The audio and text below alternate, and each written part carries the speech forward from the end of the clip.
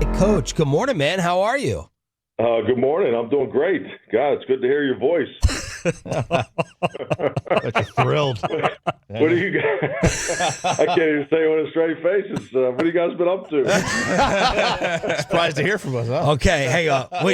When you first heard about or saw, did you go, the idiots in the morning? It had to be these fools. Huh? Oh no, I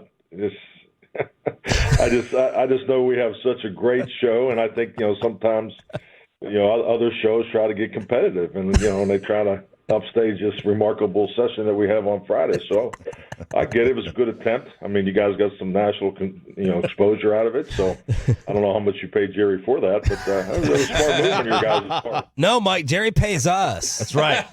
You got I think I heard that too. I was most offended. Not that we're football dummies. Not that we're paid. I was most offended that he goes, I think Mike has a show. I know I have a show. Steven has a show. I'm like, damn, Jerry. Fridays, man. Fridays at 6:30. Come on. Act like you don't know we have a show on Fridays. I mean, everybody's pulling over in their car right now. They just can't wait to what's going on. Coach, that's not even the best thing that I wanted to go over with you. I heard that you noticed someone the other day in 90-degree weather at practice wearing a sweatshirt and a hoodie. Do you recall that? Oh, yeah, absolutely. That's my look. It's my look. What do you want? I mean, it's the executive workout. It's a smart move. I get it. It's the executive workout? I like it. Bobby just wanted to smell like the whole Cowboys locker room after. What happened, Bobby? How were you? How was Mike jarred? Oh, Mike was just walking to the field, and he goes, "You all right? Why are you wearing a hoodie?" Because it was almost 90 degrees, and I did have a bright yellow hoodie on. But I came straight from the station. I was just running straight over to practice. Yeah, so. You can't wear a T-shirt underneath a sweatshirt or have another shirt in your car. No, absolutely not. Especially where you were standing too. I mean, it gets hot down, in that end. Yeah, it's beaming off of the building there where we're getting all the sun reflection. Well, we know he's an attention whore, Coach. So that's his way of standing. Is that what it was? Yeah, that's what it is. Mike McCarthy joining us here on 105.3 The Fan. Coach, how tough is it to prepare for a game like this? How much scouting goes out the window with all the injury questions that are out there on both sides? But obviously, you guys trying to figure out San Francisco with all these question marks. I wouldn't say it goes out the window. I think clearly, it's you are who you are as far as what you believe in and the approach to the game. So I mean, the way they line up on defense and offense, and conceptually how they're going to attack, in each and every situation, there'll definitely be some similarities. I mean, it's always a variation of something that you've done, that's part of your foundation. So, the biggest thing, I think you've already made the point, is just make sure you educate and get as much film on the individuals you think are going to play. So, I'm sure they're doing the same with us. Coach, Belichick has always talked about, the stages of the season to develop and figure things out, but the stages of a game. Do you approach it the same way, like first quarter feeling out, second quarter adjustments, a quarter by quarter kind of sparring that takes place, and does that take place even more for a game where both sides are playing a lot of backups possibly? Oh yeah, definitely. I think it's clearly not only the way you play the game, but it's the way you train. Like for instance, this morning, I'm sitting here working on the first 15 because our Friday schedule is called Fast Start and Furious Finish Friday. So we really emphasize the beginning of the game and at the end of the game. So because those are two important, obviously, parts of the game that going off to which you've already asked, and what we talk about is the ebb and flow of every game because all the plays and all the situations in every football game are the same. It's just a matter of what order that they come in, and that's why every single game is never the same. So you got to be in tune with the ebb and flow of the game because there's things that go on early in games, and your instincts and awareness to anticipate that, and then you have the ups and downs throughout the game, and then when you get down to the fourth quarter, I mean, there's some situation-specific keys that you have to be on top of, especially, the score of the game, obviously, the timeouts, where you're at on the field, the momentum, and you got to be able to apply all the things that happened during the course of that game to, go win the thing in the fourth quarter. Cowboys head coach Mike McCarthy joining us here on 105 through the Fan. Coach, there's a note this week from NFL research that said San Francisco runs, it's either the tightest or the second tightest formations on average in the NFL, and that you guys run the widest formations on average in the NFL. Could you just explain in whatever simplest terms there are, the schematic thought behind running such a tight formation versus running things a little bit wider like that? Yeah, definitely. No, I mean, I'm definitely aware of the statistic. I think it's like anything, they're measuring the alignment of your number one receiver on each side of the ball. I think just like anything, I think if you break those type of statistics down even further, A, based off situation, B, the situation in the game, whether it's first and second down, 2 minute, and so forth. So, I'm aware of where, we've been high in 3x1 and 2x2 standard formations, which is a full spread formation that's, I think, more reflective of the amount of 2 minute offense that we've been in. But also, I think the incorporation of how you attack the perimeter blocking has a lot to do with it. So, their run game in the first and second down is more of a two back and things like that, where we've been more one back. So you look at all those factors, but really the statistic is purely off of the alignment of the number one receiver on each side of the ball. Mike McCarthy joining us here, 105.3 The Fan. Look, it's no secret that y'all have struggled with them a little bit, to say the least, over the last couple of years. How much of that is their players versus their scheme? Like, how can you differentiate between the two?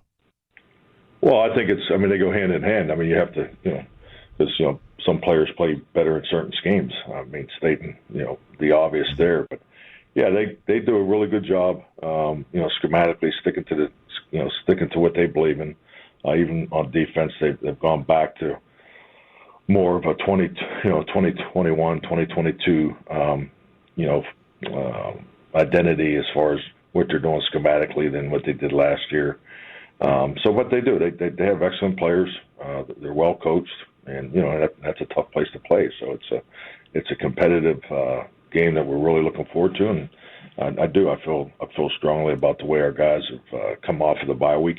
They've been very, very accountable and engaged into the things that we need to really focus on, and we had a hell of a practice yesterday. So felt great watching the tape. Felt even better coming off the field yesterday. So we just got to keep it about ourselves, and that's the way we have always operated, and just got to continue to improve, because we're still green in some areas of our football team. We just got to keep working. Kansas City did a nice job last week against them, and Spagnuolo's done a really nice job against the Shanahan system for a while. What does he do differently to dial up plays that really kind of confuses them and puts them in tough spots? Well, I mean, that game definitely was a slugfest there. Was the first quarter or two, so and then it kind of changed in the second half. Just going back through the game, but no, I thought they did a really good job up front. You got to own the line of scrimmage, in every game, and it's definitely the case against these guys. I mean, they're built up front. That's where it starts. Offensively, as we look at their defense, this is a defensive front that there's a lot of value that's put on there, and they play to it. Line movement is something that they do a lot of, and I think it's something that we need to be very conscientious of offensive line wise, because we've seen a lot of it this year. And I think as far as Kansas City, I thought they did a really good job of owning the line of scrimmage and really keeping their run game under wraps. It starts with the run. You have to stop the run against San Francisco, because everything comes off of that. Coach, you talked about how you feel like you guys have had a good week of practice, had a good practice yesterday. It feels like there have been, like you mentioned, the tone and vibes around the locker room and everything else seem really positive and upbeat this weekend or during this week. And, how you've seemed really confident in the mode of attack and the plan moving forward coming out of the bye week. How during that week that you guys have off, how much are you reasonably able to get done? How much are you reviewing? How much are you looking back versus looking forward? What does that, process look like that has given you guys so much confidence, it feels like? I'll tell you, that's a hell of an observation, especially, you being, potentially having heat stroke. I think it's like every bye week. I mean, it really is so much you can do. We took Monday, and it was all about self-scout. I mean, the opportunity to go back through, all the pros and cons, offense, defense, and special teams. And then the other part was, we had the ability to do our across the hall processes, which is, very beneficial for the players. It gives them an opportunity to get a second opinion of sorts from the opposite side of the ball, coaching wise, and you're really hitting a lot of those same topics just from a different angle and from a different communication platform. So, so I think we did the best we possibly could in the time frame. The coaches put a ton of time into that process, but then when they came back, we ended the day Monday moving on to San Francisco, to get ahead of it, and then really when you get back on Wednesday, you got to get into that normal flow and get ready to play the game. So it's been a good week so far. Coach, you mentioned a little bit ago you were working on the first 15 right now, and I know we've gotten questions before about NFL teams scripting the first several plays on offense. When you look at that process, what in general are you guys looking to accomplish with those first 15 plays? Do you ever reach a point where you say, hey, we have certain rules where we break away from these first 15, or is that a hard and fast rule, like we're committed to this and this is what we operate within? Yeah, I think it's like anything. Everybody, you grow up learning a system, in this league.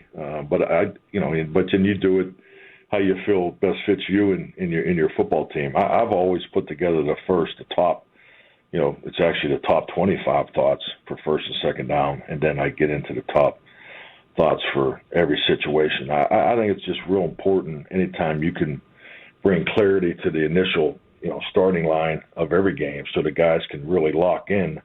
Hey, this is what he's thinking first, and because going back to the question about the ebb and flow of a football game, it's just like anything. You want them to anticipate calls, and I think it really starts for me and Dak Prescott on Thursday night, because we'll sit here and go through the whole call sheet, and there's not a lot of dialogue on things we don't agree on, because I've always felt if you're working throughout the week with the quarterback hand in hand, and it's why I try to spend every possible minute I can in the quarterback room, is you guys are seeing the game and you're seeing the plan of attack very similarly, and I think that just points to a higher understanding connection throughout your offensive game plan and preparation process. So, I just think it gives guys clarity. And in the old days, you used to do the first 15 on Saturday night, and and I think what you learn when you're coaching a young team has been my experience. I was like, hell, I'm not waiting till Saturday night. I'm going to get to them Friday morning so that we can practice it Friday and Saturday. So that's been my process for a long time. Coach, Brock Purdy said something interesting this week. He said that he doesn't call audibles at the line of scrimmage, that the answer to what the defense presents is already baked into the play. Mm-hmm. What do you think about that take, that philosophy, and also, like, how long for you do you go before you give the quarterback that autonomy to call those audibles? Well, no, it's the same from our. That's how we do it. Also, I think that's how most people do it. You're chasing looks, you're chasing matchups, so the majority of your plays, have a second option built into it. Yeah, we don't. There's very few just pure black and white audibles that you go to, because we call them adjustments. Whether it's a protection adjustment, a run game adjustment. So you have to have adjustments, on everything you do, just because you're just seeing more scheme today than you ever have, particularly in first and second down. It used to be more your adjustments and audibles were more third down and situational, because it's just like anything from the offensive side of the plate. Is the first thing I look at when on Monday as the defensive coordinator is where does he spend his time? And some guys spend more time on first and second down. Some guys spend more time on third down. Historically, people always spent more time in the third down and the situationals, but those trends have shifted. That's why it's important to be on top of the trends and patterns of the National Football League, because it's always evolving. Mike McCarthy here on the Friday edition of Shan and RJ 105 through the Fan. Coach, the guys addressed it yesterday, this big article coming out about the tours in the facility. Are the fan tours a distraction in your opinion? No, I think it's like anything, and I think just having the experience of working in other organizations, living in other cities, and a lot of our guys, this is all they know. So And I think you have to be aware of that too. But every place has things about it that that are just part of the organization or part of the city. I mean, in Green Bay, you better have a big ass coat for 3 months. So I mean, it's and there's a lot of positive things there. It's you can go through my opportunities in the league, Kansas City, New Orleans, and San Francisco. I mean, it's every place has something. But no, I don't think so. I think it's just a part of our it's part of our environment. How many times in your life have you served on jury duty? Yeah, zero. Zero so far, but we'll see. Maybe someday. Just when you think you've seen it all in this league, something else happens. So, hey, Coach, you said this week that you were going to check on all the bad plays that you guys run. Have you created your PowerPoint at this yet? That's called a filibuster, guys. That's or a no answer, whatever category you want to put that in. So, yeah. Coach, thank you for having our back, demanding that we stay employed and checking Bobby's hydration levels. We love you and we appreciate you. Good luck Sunday night. All right. Thank you, gentlemen. Have a great weekend.